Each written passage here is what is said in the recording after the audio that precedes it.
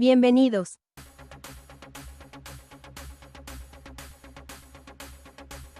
En el día de hoy hablaremos un poco de la psicología clínica y para eso traemos un invitado muy especial al profesor José Cárdenas.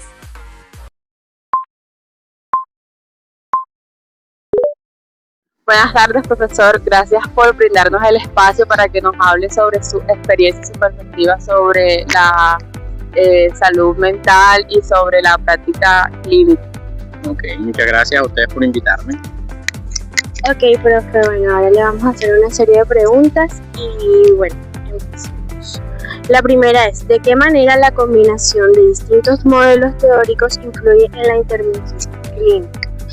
Ok, bueno, los diferentes modelos o enfoques en psicología clínica, hay que entender que estos enfoques en intervención pues surgen como la manera en la que desde la misma práctica y la teoría tenemos la forma, en este caso, de enfrentar lo que es el malestar humano, que es como una de las ideas básicas de la psicología clínica. Lo que termina pasando con esto es que la idea de, por ejemplo, de la psicoterapia como una de las funciones del psicólogo clínico es, por ejemplo, evitar el mezclar varias corrientes en las que de pronto tengamos una idea de, por ejemplo, aplicar una terapia cognitivo-conductual y al mismo tiempo aplicar una terapia psicodinámica, entendiendo de que cada una de estas áreas o estos enfoques más que todo tienden a ver al ser humano desde perspectivas diferentes. El malestar humano es entendido desde perspectivas distintas. Entonces, pues la idea es que el psicólogo clínico en este caso se case o se identifique con una de estos enfoques para que, por ejemplo, la intervención y el tratamiento sea visto como de una manera un poco más integral, que sea algo más certero. No que de pronto hagamos o apliquemos varios enfoques que de una u otra forma muchas veces eso puede llegar a ser riesgoso para el mismo tratamiento de los pacientes. Ok, bueno, profe, la siguiente pregunta es, ¿qué opina de los distintos enfoques? Ok, bueno, los diferentes enfoques en psicología clínica, yo los defino como si usted tuviera unos lentes o unas gafas, ¿cierto? Entonces, dependiendo a las gafas que te coloques, pues, asumiendo que hacemos la metáfora de que cada gafa o cada lente es una enfoque, entonces dependiendo a las gafas que te coloques, así vas a entender el malestar humano. Entonces, por ejemplo, colocarte las gafas del psicodinámico pues hará que entiendas el malestar humano desde ciertas perspectivas bien particulares. Lo mismo que el enfoque cognitivo-conductual, el enfoque existencial, el mismo enfoque sistémico también entiende este malestar humano, entiende al ser humano desde una perspectiva distinta. Entonces, digamos que los enfoques responden también a las mismas necesidades del paciente y a la evolución claramente de la psicología como una ciencia. Entonces, pues, estos enfoques intentan dar respuesta a entendernos más como una ciencia que nos permita, por ejemplo, poder resolver algunos aspectos que tienen que ver con el malestar humano, pero estos enfoques realmente nosotros lo vamos a ir viendo desde la perspectiva de que cuál es el que más se ajusta a la necesidad del paciente. Ok, profe, ¿qué oportunidades laborales existen para los psicólogos clínicos en Colombia? Bueno, las oportunidades laborales para los psicólogos clínicos, pues yo siento de que están puestas en el mismo, digamos que en las mismas necesidades que tiene nuestro país con relación al asunto de la salud mental. Claramente esto de unos años para acá tiene unas implicaciones diferentes, ya se le presta un poco más de atención a lo que es la salud mental. De pronto no como se debería o desde la perspectiva un poco más integral, pero ya se viene como mirando la salud mental de una manera diferente. Entonces, por ejemplo, el psicólogo clínico ya tiene más campos de intervención y por ende tiene, por así decirlo, más oportunidades laborales. Ya no es el clínico pensado desde la psicoterapia, sino el clínico que encontramos en un hospital, el clínico que encontramos en una institución educativa. Entonces eso ha hecho que se amplíe, por así decirlo, el tema de las vacantes laborales, en este caso para los psicólogos clínicos. ¿Considera usted que la igualdad de oportunidades laborales, que hay igualdad de oportunidades laborales entre los hombres y las mujeres? Pues yo considero que sí. Bueno, esta igualdad, mirándolo desde el tema de la psicología clínica, pues siento que claramente hay una igualdad. Los perfiles del cargo muchas veces no especifican hombres o mujeres. De pronto ya es como la naturaleza de cada empresa, cómo lo maneje desde la desde ese perfil del cargo, qué particularidades busca, si es un hombre, una mujer, pero yo siento que el buen clínico es independiente de ser hombre o ser mujer, ¿cierto? El que aporta, en este caso, desde su ejercicio como clínico, es muy independiente al tema de ser hombre o ser mujer. Entonces yo considero que igualdades sí tenemos todos desde ese lugar. Profe, ¿y qué tipo de entrevistas utiliza más usted con mayor frecuencia en el ámbito clínico? Bueno, yo soy psicólogo clínico psicodinámico, yo soy especialista en psicoterapia infantil y magíster en psicología clínica de psicodinámica. Por ende, las entrevistas que yo elaboro son entrevistas más abiertas, no son entrevistas estructuradas. Yo lo hago más que todo como como una conversación directa con el paciente, en el que si bien yo tengo unas líneas generales de lo que yo quiero trabajar, ¿cierto? De lo que yo quiero evaluar, que ya claramente pues yo tengo interiorizado y lo manejo desde la misma comprensión que yo tengo en mi experiencia, pero mis entrevistas son mucho más libres, es decir, lo que son entrevistas estructuradas, que yo hago preguntas exactas con relación a ciertos temas. Yo básicamente lo hago en función a la misma conversación y a todos los elementos que yo puedo construir dentro de ese mismo diálogo que estamos haciendo. ¿Y qué tipo de aspectos clave tiene usted a la hora de dar una entrevista? Por ejemplo, los aspectos claves para mí sería desde el mismo enfoque que yo manejo el tema de, por ejemplo, hacer esta famosa transferencia con el paciente. Cuando yo creo ese vínculo terapéutico con el paciente, yo logro tener la capacidad, por ejemplo, de llevar una entrevista a la ampliación de mucha información, ¿cierto? El tema de conocerme y conocer al paciente hace que yo pueda vincularme, ¿cierto? Y pueda conocer la información tanto de primera mano como de una manera mucho más amplia, que si por ejemplo yo de pronto el mismo estilo que yo tengo, si de pronto me casaría con una entrevista más ortodoxa o más estructurada, siento que muchas veces pierdo el mismo contacto de cómo se tiene con el paciente. Entonces yo realmente creería que la manera en cómo particularmente yo lo hago es con el vínculo directo con el paciente y estableciendo como esa empatía que me permita como crear ese espacio de este es un lugar seguro, este es un lugar donde puedes conversar, este es un lugar libre en el que puedes buscar cura. Entonces eso es lo que yo intento crear en esa entrevista inicial. Bueno, profe, esta es una de mis preguntas favoritas porque a lo largo de estos meses usted nos los ha enseñado bastante, y es qué elementos son fundamentales para una buena relación terapéutica.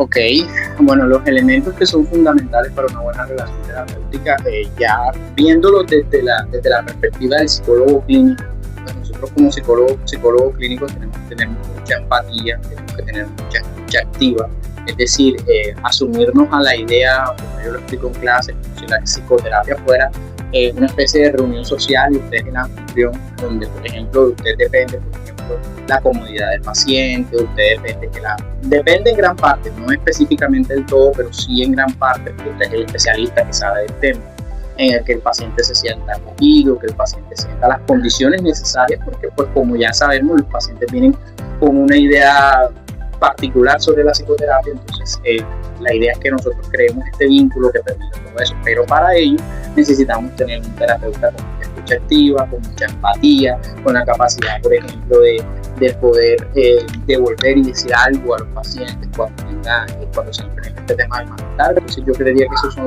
aspectos básicos e importantes que se deben tener en cuenta para esa entrevista. Sí. Profe, ¿qué elementos psicoanalíticos hay hoy en día? Elementos psicoanalíticos que encontramos hoy en día en las consultas, pues claramente muchos de los digamos que los conceptos básicos, por ejemplo, de la teoría psicoanalítica, dependiendo al teórico, dependiendo de la perspectiva que se mire. Por ejemplo, si estamos hablando de psicoanálisis clásico freudiano, muchos de esos elementos aún se ven en la consulta. A lo mejor de pronto se entienden desde otras lógicas, porque claramente no, el hombre contemporáneo no es el hombre de finales del siglo XIX, comienzo del siglo XX que estoy atendido. Pero por ejemplo seguimos viendo lo que es la transferencia, seguimos viendo lo que es la contratransferencia, seguimos viendo lo que son elementos inconscientes, por ejemplo, de las personas, lo que son las defensas, lo que son los conflictos, las relaciones objetales. Toda esa información uno la sigue viendo en la consulta. Claramente los síntomas son diferentes. Por ejemplo, ya hoy no vemos a las histéricas de de Freud, vemos de pronto otro tipo de histeria actual que responde a otras lógicas diferentes y a otros síntomas distintos, pero que seguimos todavía viendo desde el mismo enfoque psicoanalítico. Profe, ¿qué conclusiones tiene de la evolución de la psicología clínica? Bueno, mis conclusiones es que hemos tenido un gran avance con relación a cómo comprendemos el malestar humano. Si nos vamos históricamente, la salud sobre todo era entendido, la salud mental era entendida más que todo en esta relación de ausencia, relación salud y enfermedad, es decir, que entre menos enfermedad tengamos, más saludables somos. Actualmente ya entendemos que no funciona desde ahí y ese ha sido uno de los avances, por ejemplo, que ha tenido la psicología clínica, entender, por ejemplo, que el malestar humano tiene un componente físico, un componente psicológico, un componente social. Entonces eso, digamos que ha ampliado los campos de intervención y ha entendido el malestar humano desde varias perspectivas diferentes, ya no vistas solamente como el malestar clásico que veíamos de la psicoterapia o, por ejemplo, el tema de la salud mental, como lo veíamos, por ejemplo, en estas especies de manicomios, como se veían en finales del siglo XIX, comienzos del XX. Ya esto fue cambiando y actualmente, por ejemplo, se le da una perspectiva diferente, claramente debido al avance que tuvimos con el tema de la psicología clínica. ¿Qué mensaje le daría al público en general sobre la importancia de la salud mental? Bueno, la importancia de la salud mental, pues claramente estamos viendo que no las consecuencias, pero vamos a decir que las implicaciones que tienen ciertas psicopatologías y ciertos aspectos de la salud mental la hemos visto últimamente, por ejemplo, con lo que son los famosos suicidios, con todos estos malos manejos que se dan de la ansiedad, todos los problemas de salud mental que tiene la gente de diferentes poblaciones. Entonces, el mensaje sería básicamente que la salud mental es un aspecto importante, al igual que la misma salud física. Muchas veces de pronto lo hacemos con ese modelo clásico y entendemos que, por ejemplo, que salud mental es sinónimo, por ejemplo, de locura. Eso es muy básico, encontrar a los pacientes que el que va al psicólogo es el que está loco, y eso es una implicación que tiene a nivel de intervención sus explicaciones, pero que, por ejemplo, nosotros deberíamos apuntarle a tomar más conciencia, por ejemplo, de lo que es ir al psicólogo a partir de todo esto de la salud mental que hemos comenzado hoy. Por último, le vamos a hacer una pregunta, y es: ¿de qué forma se le podría informar a un niño sobre la pérdida de su madre o de su padre?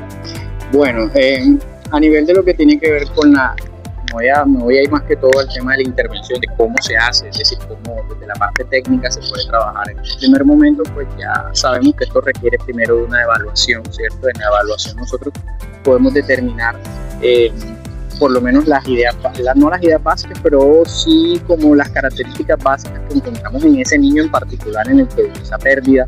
Hacemos la construcción de quién es el familiar perdido, cuál es la representación que tiene para el niño. Es decir, claramente primero tenemos que hacer el proceso de evaluación y de diagnóstico para mirar toda esta parte del conflicto, de quién es el familiar que fallece y todo eso. Uno de los aspectos importantes que hay que tener muy en cuenta con los niños es el momento evolutivo, ¿cierto? Ahí hay que irnos también, por ejemplo, a Erickson, a Piaget, y vemos realmente, por ejemplo, cuáles son las ganancias cognitivas que tienen los niños.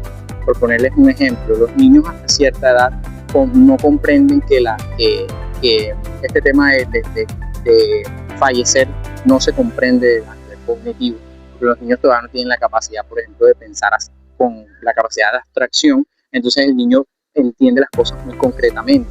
Fallece y el niño aún asume, por ejemplo, de que cuando el familiar muere va a regresar.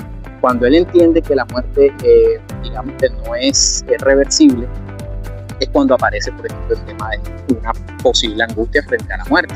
Entonces, a partir de ahí nosotros hacemos la evaluación de qué niño tenemos en ese momento de la evolutiva, y luego empezamos a trabajar, por ejemplo, con el tema de las ausencias. Una de las técnicas que yo utilizo para esto es el juego terapéutico. He entendido, por ejemplo, de que esto es un juego dirigido en el que el terapeuta trabaja este tipo de conflictos a partir de un juego, es decir, juego libre, que se hacen asociaciones sobre, por ejemplo, las pérdidas, sobre las ausencias, y se explica a los niños, por ejemplo, a través de metáforas, qué es lo que es un fallecimiento, qué es una pérdida, entendida desde la práctica, desde el tema de la metáfora. Entonces, es una manera de explicar y de trabajar en intervención. Muchas gracias. Bueno, con la entrevista de hoy que nos ofreció el profesor José, nos dimos cuenta que la psicología clínica es un ámbito que está en constante cambio, que siempre está cambiando, es muy cambiante, y también nos habló sobre los diferentes enfoques que existen en la psicología, que cada enfoque es diferente, pero cada uno tiene lo suyo.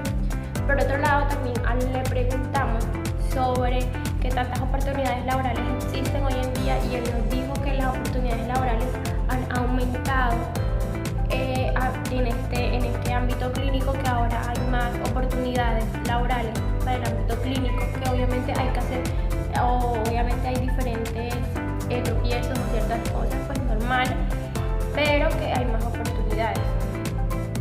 O sea, que esto muestra que la salud mental está siendo más valorada hoy en día, y pues que obviamente a través de los años y que pasen los años, pues está siendo más valorada, sobre todo la psicología clínica. Por otro lado, también me di cuenta que el profesor no solamente se apega a la teoría, sino que la relación que hay entre el psicólogo y el paciente no solamente es la teoría o el enfoque que tú quieras abordar, sino también la relación entre el paciente y el psicólogo es algo muy importante para así ser un buen psicólogo clínico. En general, la psicología clínica, como nos dimos cuenta, es muy importante para el desarrollo de las personas hoy en día, y así como nos dijo el profesor, el paciente y el psicólogo deben tener una buena relación para así ayudar más a las personas que lo necesiten. Muchas gracias.